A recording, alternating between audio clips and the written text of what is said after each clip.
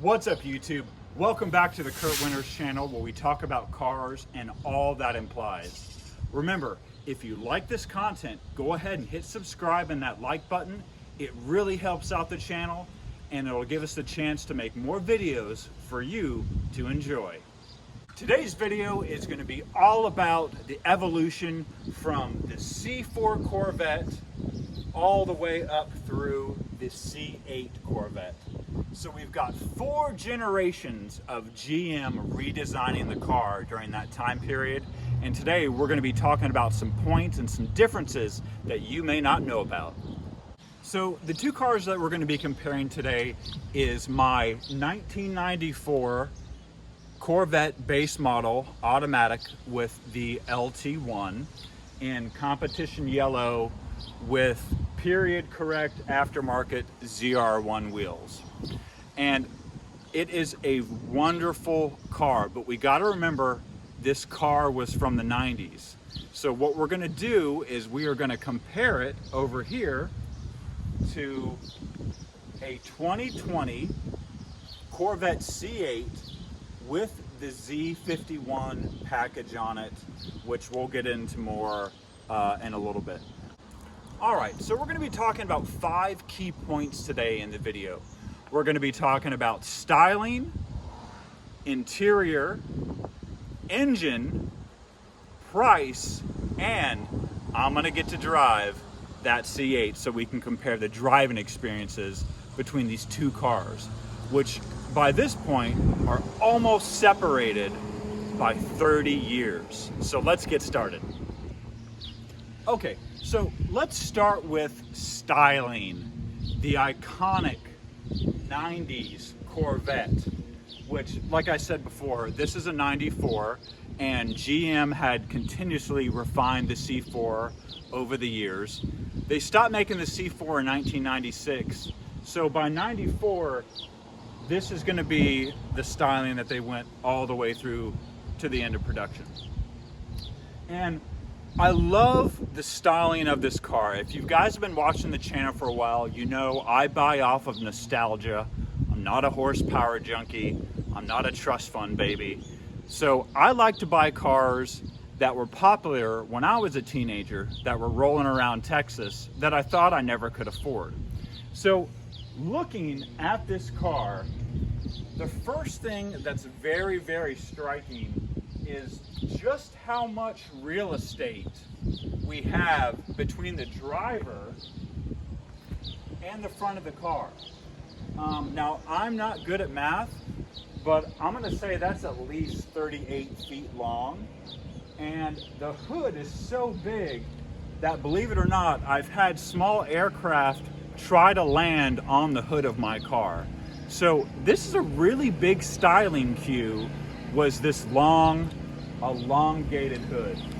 Okay, so fun fact about this hood. This is actually the largest piece of fiberglass that has ever been produced on any production car. That sounds a little redundant. Let me rephrase that. It's the biggest piece of fiberglass that any major automobile manufacturer has had the balls to put on a car. And opening the hood is part of this car's theatrics and leads into the styling. So let me show you what I mean.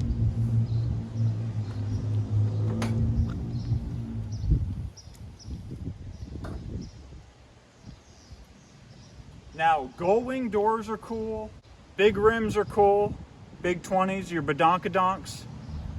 But when you open up this hood at a car show, you can't help but get people to come over and check it out. It's a show. You open up that hood, you've got full access, you can see that LT1 engine, which we're just about to talk about.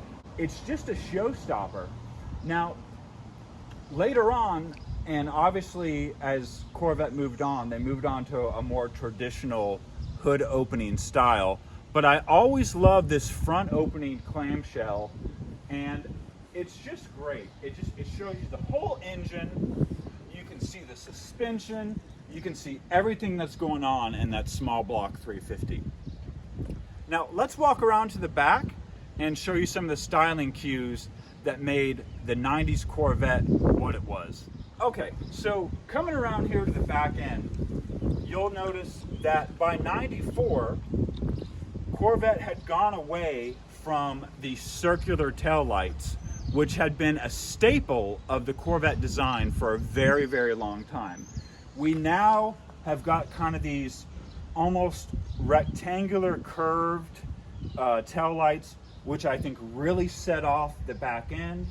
We've got our third brake light here, and we also have one of the dumbest ways to put gasoline in a car.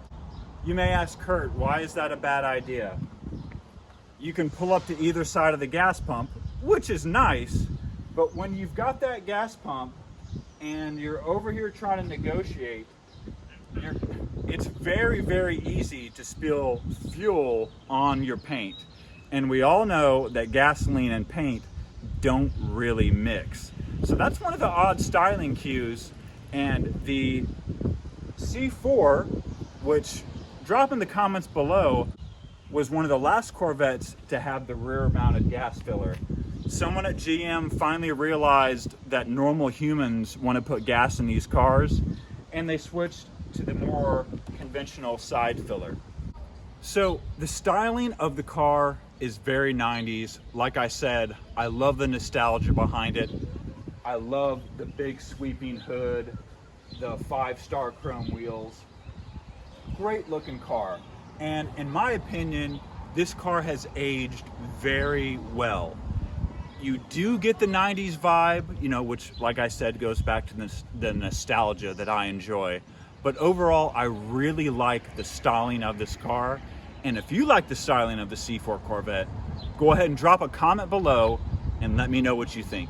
All right, so Burke, who I met at a car show not too long ago. What's going on, Burke? Good to see you again. Yes, sir. Yes, sir. He has a channel called Road Odyssey, and I'm going to drop a link in the description below. Be sure to check out his channel. He's got Corvette content. He's got CSI content about wrecks that have happened. He's really, really good at editing and making videos. So make sure you also give him a subscribe and a thumbs up to help his channel grow, because it is a really good channel. But Bert, go ahead and tell us, I mean, look at this thing. What are some of the styling cues that you see that are different between the 2020 and the 1994? Well, it's hard to describe. They look so similar. Actually, you know, through the years, it's my belief that they did make some attempt to try to keep styling cues. But I do believe that more so for the newest generation of Corvette, they focused really on the prior few generations. So the only thing similar between these two cars that I would say right off the bat, huge front hood and a large back hatch on this one. So, you know, just being mid-engine, which it's really rear mid-engine, and I would say that's really a front mid-engine, basically. Right. Yes, it is. So it's designed to help with weight distribution. Exactly. So it gives them a nice low center of gravity, and you know, they both probably have similar lowness for their engines and all that, but even the center of gravity for this car compared to that one, the center of gravity is probably going to be a little further back. I'm not sure about that, but the center of gravity for this car is pretty much right up underneath my backside, just right down in here. Is it a 50-50 weight distribution, or is it 51-49? It is actually a 40-60. Wow. So a 40-60, but I keep a lot of stuff in the front trunk, the frunk, so maybe I help that a little bit. What, the frunk did you say? Yeah, exactly. Let's take a look at this front end. So this is definitely something for styling that's not even like many supercars, if you're to compare the styling to supercars. So right up under the headlight up front,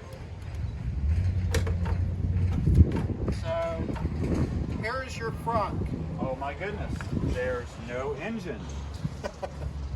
Now in the future, there may be an electric motor up here for the E-Ray and the Zora, stuff like that. But this is actually part of the overall cubic footage of the C8 Corvette.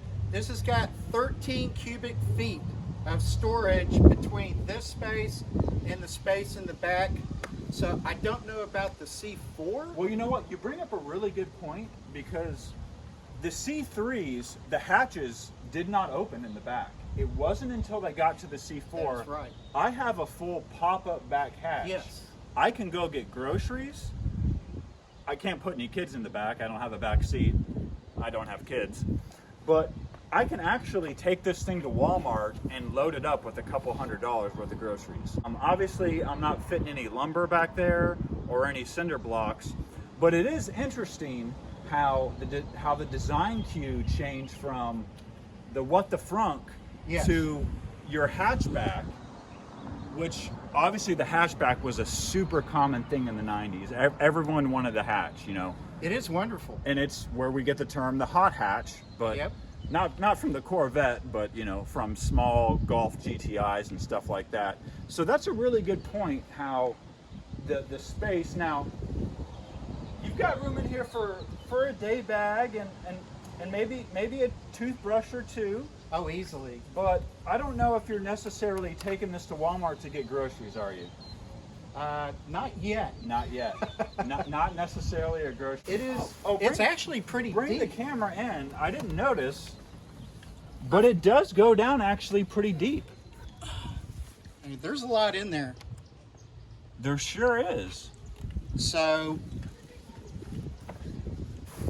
this is not going to have much reminiscence of the past. I mean, a lot of Corvette people from the past have had mild strokes and heart attacks because, oh my God, it looks like an angry insect. You know, it's not nice, gentle sculpting as in so many of the other Corvettes. That's a really good point. Whereas the C4 is very curvy, and you know, there's almost not a straight line anywhere on it.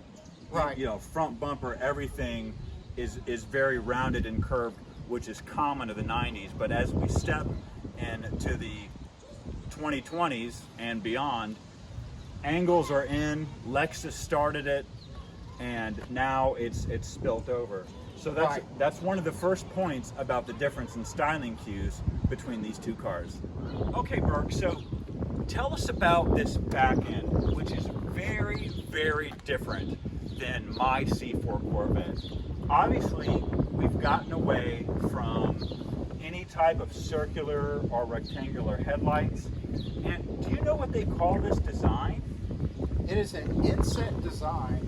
I do not know the specific name for it, but you can see here, my hand can go deep down inside of these.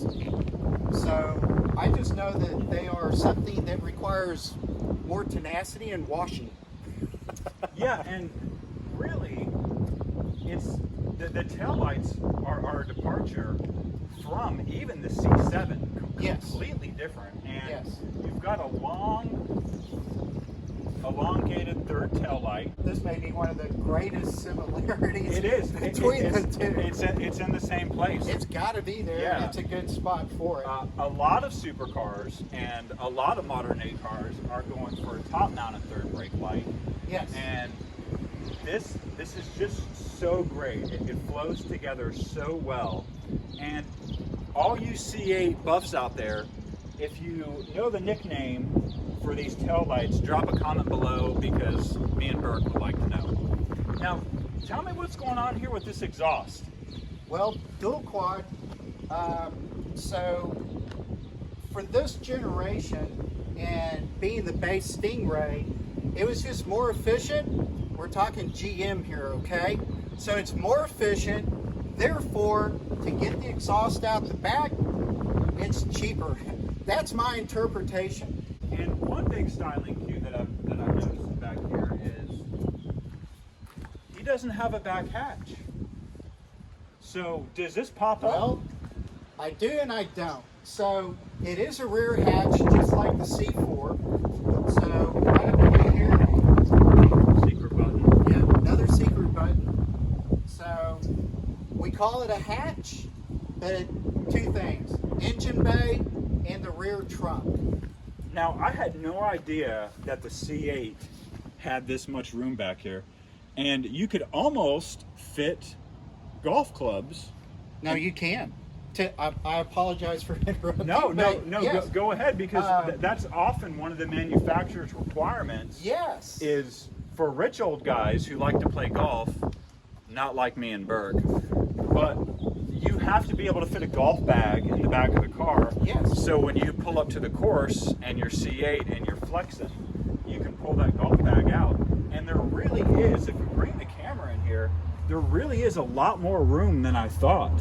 I thought the engine was set farther back, and that actually leads into what you were talking about, the weight distribution. Yes. It's very interesting, because often on Lamborghinis and Ferraris, your rear or mid-engine is all the way at the back, almost right on top of the axle. Now, some of them are, yes. Yeah, not especially Porsche. Oh, Yeah. well, yes, yeah. Porsche, which is considered a rear engine car. True.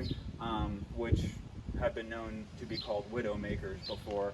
But yeah, I'm really surprised at the engine placement. But this is a design cue that I didn't know the C8 had, that the whole back hatch opens up, and it does give you some pretty decent access, unless you're wearing an annoying cowboy hat, to kind of reach over. You're coming.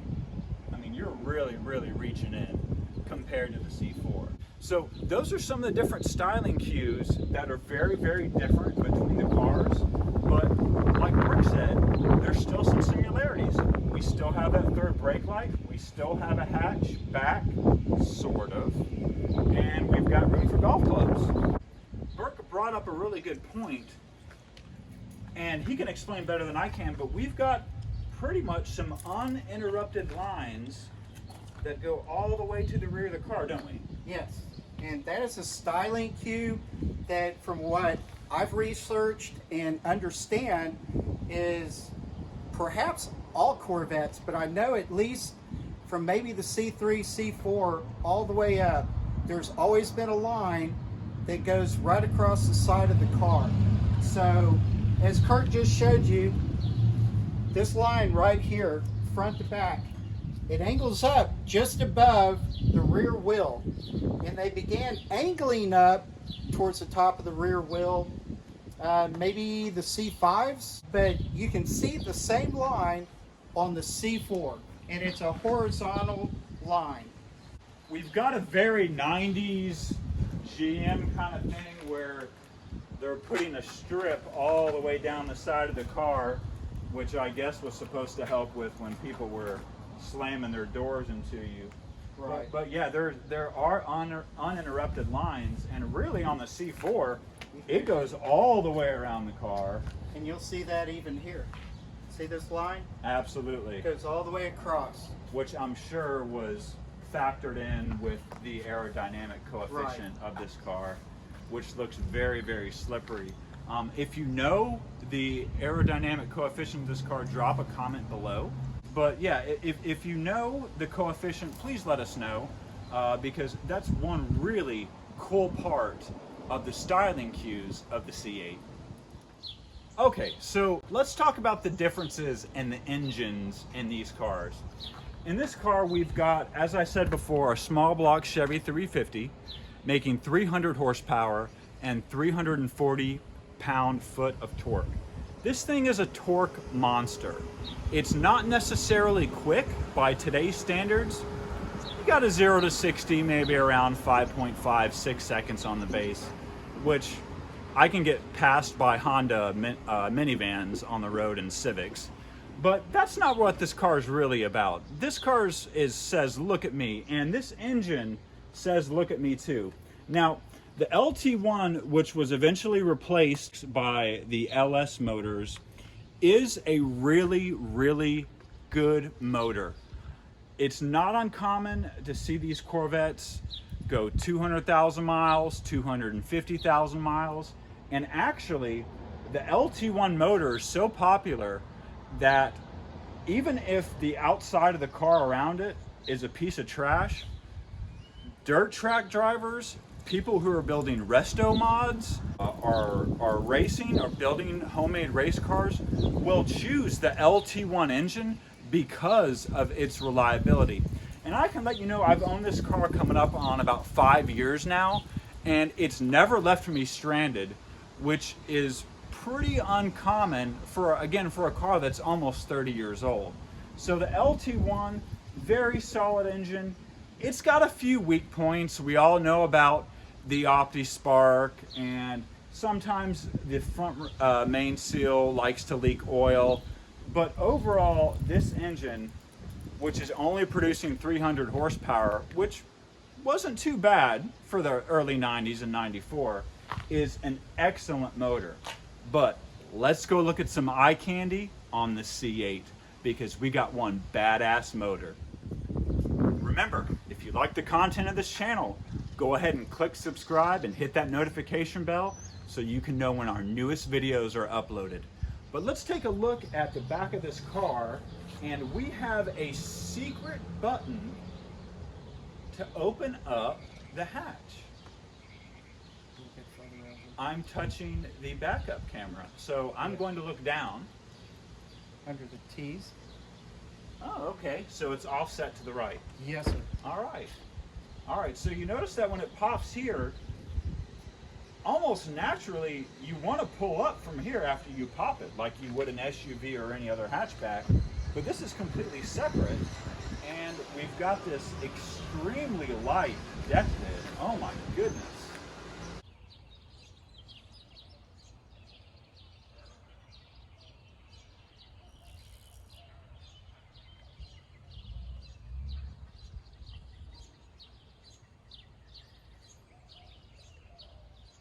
And it's really crazy.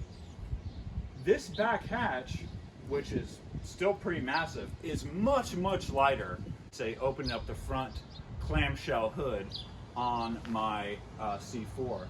So Bert, tell us, what have we got going on back here? This is the LT2, not to be confused with all the other millions of LTs and LSs and all of that. GM has reused the LT moniker, I believe, since the late 60s, early 70s. Yeah, I get confused. But anyway, this is LT2. Now, theoretically, 490 horsepower with 465 pound-feet of torque. I have the Z51 package, which raises that by 5. So this is 495 horsepower, 470 pound-feet of torque. Which is not No. It's not an astronomical number at all. It's relatively low compared to some cars nowadays. There's, like you said a while ago, minivans and SUVs that just are phenomenally fast. But the curb weight of this car is around 3,800 pounds maybe. So this is plenty of power, and considering that the plant is right here at the rear wheels, and you have a 8-speed dual clutch Tremec transmission that is specifically built for not just the Corvette, but Tremec makes these transmissions for supercars. So it's a fantastic setup. Bulletproof transmission. Theoretically. I guess So- get back to you in about 5 years. We'll see how it does. After you've been romping on a little bit. But Burke says he likes to drive the speed limit. So I think he's a little bit easier on his cars than I am. So we've got an LT2, which is kind of funny because we're going from LT1 to LT2. But yeah, I'm really surprised. I thought the horsepower numbers would be bigger because the 0 to 60 in this car is amazing. Well, the first 3 gears are very short. They hit their rev limit, bam, bam, bam, really fast. And so, yeah, launching this car with that dual clutch transmission, it's like one gear, next gear, next gear, next gear. It is super fast, and that's where they get the 0 to 60 in under 3 seconds. Yeah, it's around 2.85 or 2.9, isn't Exactly. it? Which is supercar fast. That's Very much. that's Lamborghini fast. That's borderline Tesla Plaid fast. So Right. we're talking about a car that's not making an insane amount of horsepower, but yet with the dual clutch, like Burke said, and the setup of the motor, it's quick as hell. It's very quick. And I can't wait to drive it. Okay, so the next thing we're going to talk about is the interior of these cars, which I don't think could be any more different. So let's go ahead and take a look at this C4 interior. First of all, you've got this giant door, which I think is about 6 feet long. But take a look at this interior. This is in GM's heyday of black plastic everywhere. There's nothing leather wrapped. There's nothing stitched. It's all carpet. I've got leather seats, but everything in this car is black plastic. And as we know, plastic doesn't necessarily age very well as the car gets up 20, 30 years old. Another big difference is the ingress and egress of this car, which was a big styling cue from the C4 to C5. So let me show you what I mean. We've got this door seal right here, okay? And you'd have to think about who these cars were being sold to in the early 90s. These would have been people in their 40s, 50s, and 60s who had made it and who had a chance to buy a Corvette. And let me show you how to fall in to this Corvette, okay? Oh.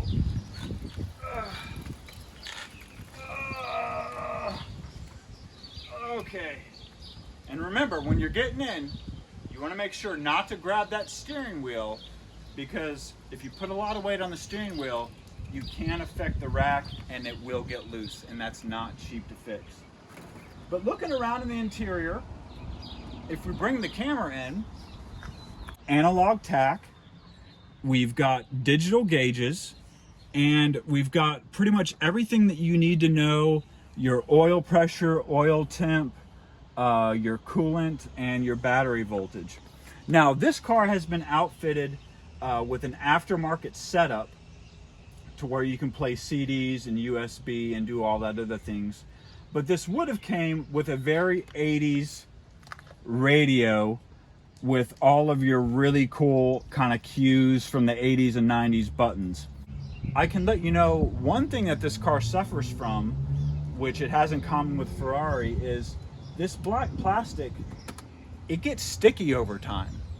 And when you're shopping for C4s, you really want to make sure that you check out this plastic, because even if the car has been garage kept and out of the sun, which I'm not so sure that this one was, the plastic can get really, really sticky. But wrapping it up, it is a lot of GM 90s plastic, which was super common for the time. And it's not really one of the things when you get in the car, you go, wow, look at that interior. It's kind of mundane and subdued. Now let's go take a look at that C8 interior so we can jump into the modern age of what they're doing with the Corvette now.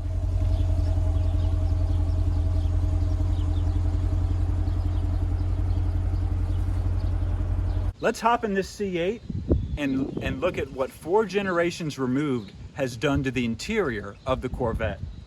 Now, the first thing I'm noticing is you do have a really big door seal, and it's almost wider than the one on my C4, and actually I think it is. So you've got a really, really big door seal.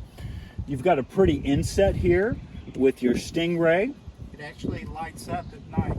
Ah, lights up at night. Little show and glow. Yeah. Flexing when you pull up to the Applebee's. Kind of blinging. Yeah, so let's look at the ingress and egress of this car, and let's see if it's any different.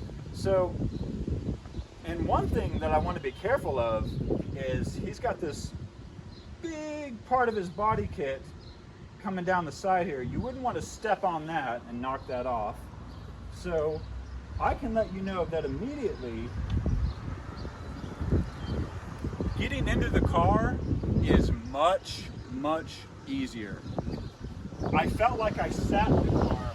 I didn't fall into it, and I didn't make any groaning noises. But let's take a look at this interior and tell me, Burke, what do we got going on in here? We have multiple layers. One thing that I really like about this car, it reminds me of the old Star Trek with the Klingon spaceships and stuff. And you know, you look in here and you've got different layers. Here's a layer.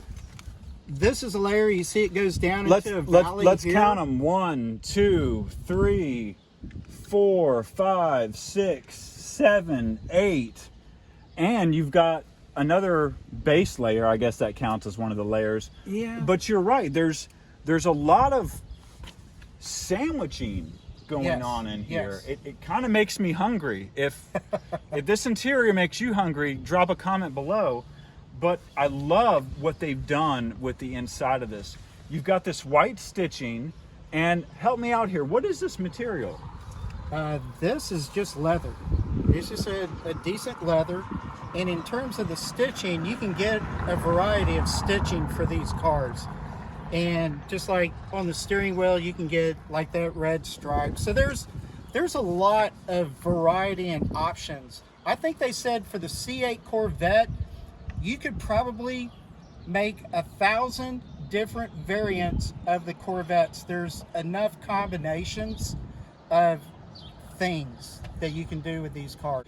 They're very customizable, Yes. whereas the C4 is, you picked your color and you picked your interior color, but that was really about it. There wasn't a lot of customization that was going on. GM in Bowling Green, Kentucky, where they produce all these cars, has really given the buyer a lot of different choices when it comes to interior color combinations, and I've seen some ass ugly ones before. I saw one guy, his car was red like this and he had a blue interior, and he actually said he got a call from Bowling Green, Kentucky, because they thought they had messed up the order sheet.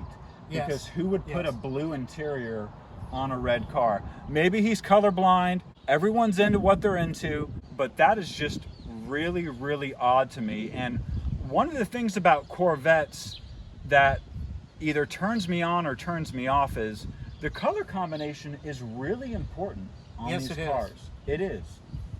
In terms of that, the only reason, well, two reasons why people could do some really wicked combinations.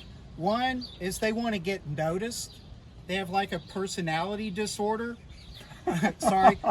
Or I have two of those. Yeah. Wait, who's talking right now? Oh, Kurt's talking. Go ahead. Yeah. Yeah, really. The second reason is, well, actually, now I'm going to three reasons. They just have bad taste. But the other reason is they want a show car, and so sometimes they're thinking ahead, like they want a red, white, and blue car, or like certain themes, military themes, or maybe they're first responders or firefighters or something like that. You got a red flaming car with the blue water interior.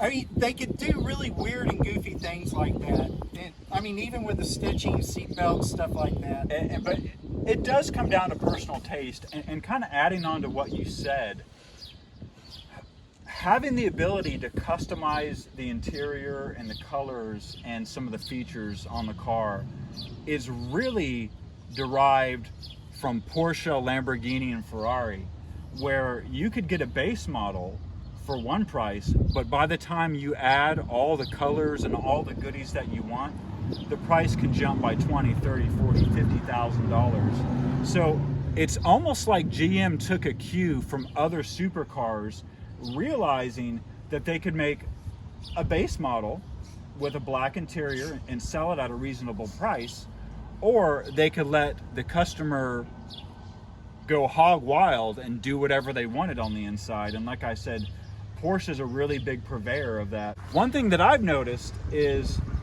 this is very reminiscent of the 90s Toyota Supra, where the center console and the driving position, it's all about the driver. Like, nobody cares about the passenger over here. And you can't even really, I mean, you can kind of see these buttons, but you've got no business being over here. Like, is this a touchscreen? Yes. It is a touchscreen. Yeah. But Yeah. So you would be reaching around, and I really like what they've done with the interior. This is a good size screen. It's not Tesla over the size, no, big honking, but it's really, really cool, and it's a big departure from the C4 interior. Originally in '94, this car, base model, automatic, was around $34,000 to $36,000, which in today's money, which we are in 2022, according to my watch, yes, Marty, we're not going back to the future. In today's money, if you translate that back from the 90s, you're looking at anywhere between $68,000 and $72,000. So that was a lot of money in '94. It was GM's halo car. It had to be the fastest car that GM made. The Cyclone and the Typhoon were not allowed to go faster than the Corvette. They actually had to be detuned. So let's talk about what I paid for this car. Now, I've owned it about 5 years, and I bought it pre-pandemic, thank God, because prices now are outrageous. But I paid only $8,000 for this car, which kind of feeds in to how this particular generation of Corvette is not really that popular with collectors yet. And I'm not talking about your Grand Sports or your ZR1s or your pace cars or your anniversary cars, because those are always going to have inflated prices, and they're always going to go into some collection where nobody drives them and just just dusts them and leaves them on a battery tender. But for $8,000, I got a V8 rear-wheel drive with big chrome obnoxious 5-star wheels and big, thick, meaty tires. And one thing that I like to bring up on the channel is people like to talk about suspension and how the car rides. Your tire girth, for the lack of a better word, has a lot to do with the suspension. So again, we're talking about a car that back in 1994 cost around $70,000 in today's money. Now, let's jump to the C8, because I have a feeling that it's a little more expensive than what I paid for my $8,000 hoopty. Maybe. So, without giving me your W-2s and your W-4s and your social security number, tell me, how much did you pay for this car? I paid $100,000. $100,000. So think about it. 1994 money, $70,000. Today's money, this car, $100,000. And we know with the way that they've been marking them up, they go up from there. They've been crazy. Well, and that's a lot of what that $100,000 is, because that $100,000 is approximately 15, 20 grand over what the sticker for this car should have been. So actually your car and my car at the beginning price, fairly similar, because you said yours was what, in the 60s or close to 70? Yeah, high 60s, around $70,000. So really, the base price of this, the MSRP for the base, wasn't it 80 or 90? That's 60. It was $60,000 base price. So Burke brings up a really good point. Aside from the crazy markup and the situation that we're in right now with the epidemic, there's actually almost a drop in the price for what you're getting if you can't afford it. It's really, and I think that's one thing that is a kudos to GM. they have always, and they announce it, they advertise it quite often. Sometimes you got to read between the lines, but they always want to be the working man's luxury premium sports car dealers and manufacturers. And so they try to keep the prices down. Hence that is what gives us some of our reasons for things that we like and dislike. But essentially, you know, we have 3 trim levels. The base trim level is at least, or the mid trim level, or even the higher level, is pretty close to your car in reality. Right. This is the highest trim level. So even up on the interior, on the roof, there's stitching all across it. It's really nice and pretty. How much was the Z51 package add-on? $5,000. $5,000. This was and what did that include? Better brakes, performance exhaust. Spoiler? Kind of. Yeah, the spoiler sometimes. You can delete those if you want to. But there are several things that are added into that performance package. So, but what that means is that this car here is actually an $83-ish thousand car.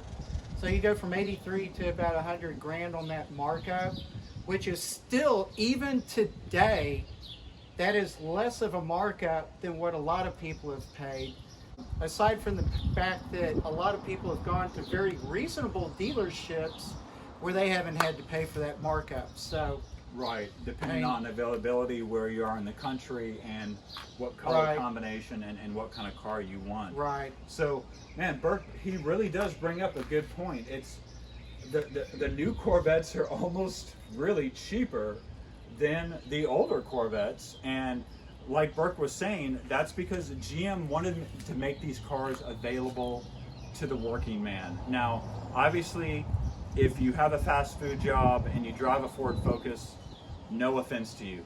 But if you have a little bit of money and you've worked hard, which Burke has, and you want to invest or you want to buy something that is really over the top when it comes to performance, the C8, it's a winner. You can't go wrong. Right. And with the performance specs, similar to, like we said, a Ferrari or a Lamborghini. Oh yeah. Which you might get into a Lamborghini for $250,000, $275,000. Ferraris go up from there. You're getting similar performance for really almost half the money. When I looked into like the Ferrari 360 Medina and the Gallardo, all these, you know, Porsches, Lamborghinis and all that, if I was going to pay 80 to 100 grand for one of them, it's like a no-brainer. Get a Corvette. It's here in America. It can be worked on by a shade tree mechanic almost. So this is my answer to how I'm going to invest my money, because that extra 20 grand that I paid for, that was all gravy off of my investments. It did not hurt me to pay for that at all. So, you know, like you said, work hard, invest, or save your money wisely, and then this is what you get rewarded with. Absolutely. So for all my millennial fans out there, go to work, work hard, get your college degree, find a job that you like, save that money, don't run up your credit card debt, and you can afford something as amazing as this Corvette. Now, we've been talking about the engine, we've been talking about the performance. Now let's get inside and let's compare how these two cars drive. All right, so we're gonna hop in and do a Le Mans style start at the same time and see what these two Corvettes sound like together. What do you say, Burke? Let's get after it. I'll race you. Let's go.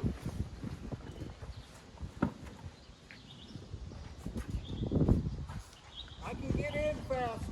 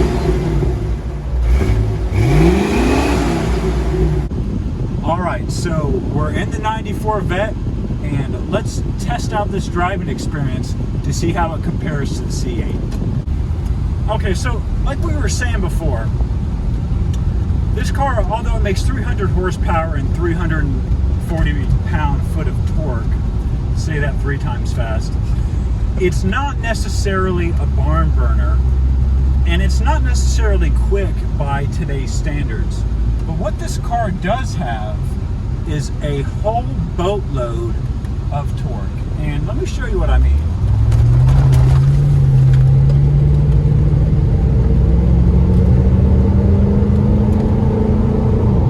The torque is very linear. It kicks in right when you put that pedal down. And I've noticed that when I'm in parking lots or I'm in a tight situation, I have to be very, very easy on that gas pedal, because just a little blip of the throttle gets the car going. And it actually handles remarkably well in the corners. But one thing that we do want to talk about is what most cars were suffering in the early 90s, which was actually a really numb steering rack. So what do I mean by that? If you've driven an early 90s Cadillac or an early 90s Lexus, the steering and the turn-in, they really hadn't perfected it yet. And if you notice, I'm moving the wheel quite a bit to get the car to turn in. And it's not very reassuring when you're digging into the corners, because not only is it difficult to see out the front of this car, it's sometimes difficult to know where exactly your front wheels are when you're turning.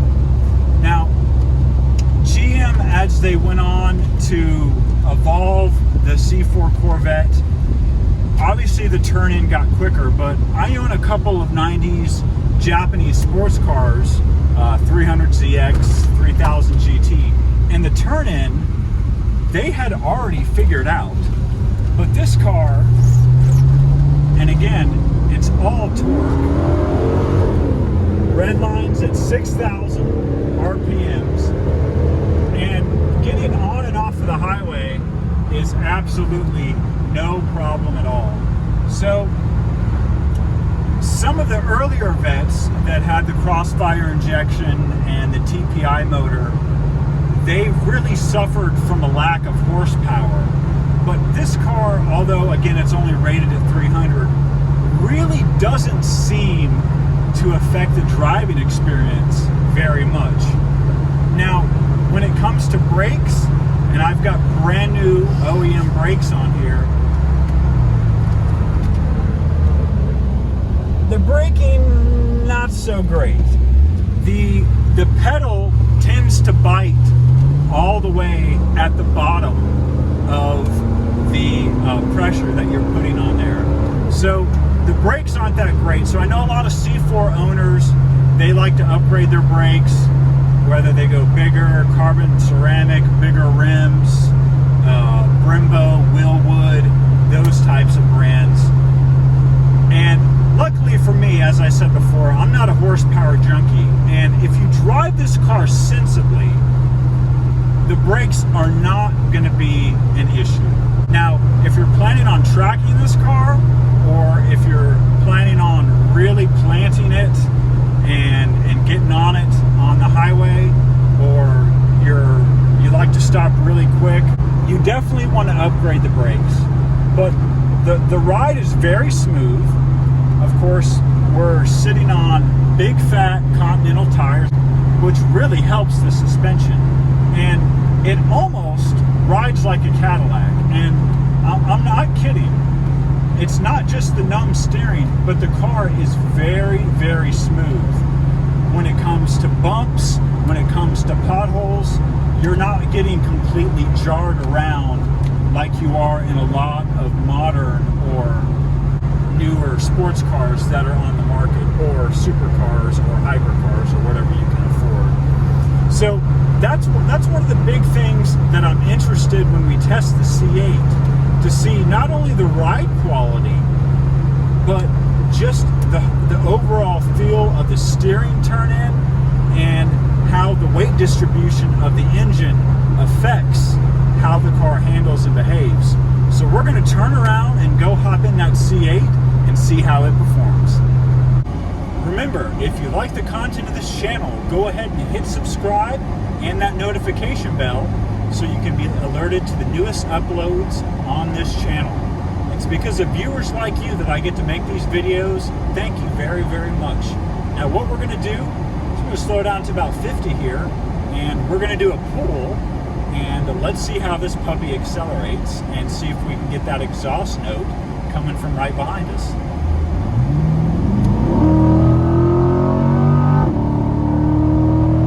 So I'm noticing the car is shifting at about 5,900 RPMs, and I've just been told that based on your driving characteristics, meaning if you're romping on it, the car will go from touring to sport mode automatically. So the car already knows that if you want to go fast, hey, let's get in fast mode. And right now I'm doing 90. The car is very, very smooth, which is shocking to me because I believe, what size are the wheels, Burke? Gosh, I don't remember. I really don't recall right now. 335s or something? How about those rims? Are they 19s or 20s? 18 up front, 19 in the back. Okay, so we got staggered. Okay, so yes. So obviously with a smaller rim size, you actually are going to get more power out of the car because there's less inertia to move on those big rims. That's why I stick away from 20s. 18s are as big as I go. I actually prefer a 16 when it comes to my Japanese sports cars.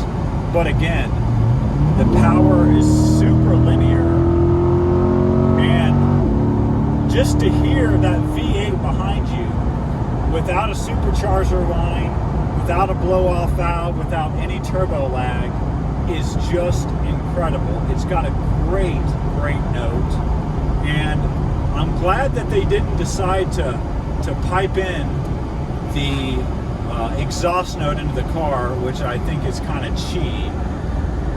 But with the Z51 package, the exhaust, it's just phenomenal. So let's take a couple more curves around here, again with that magnetic ride.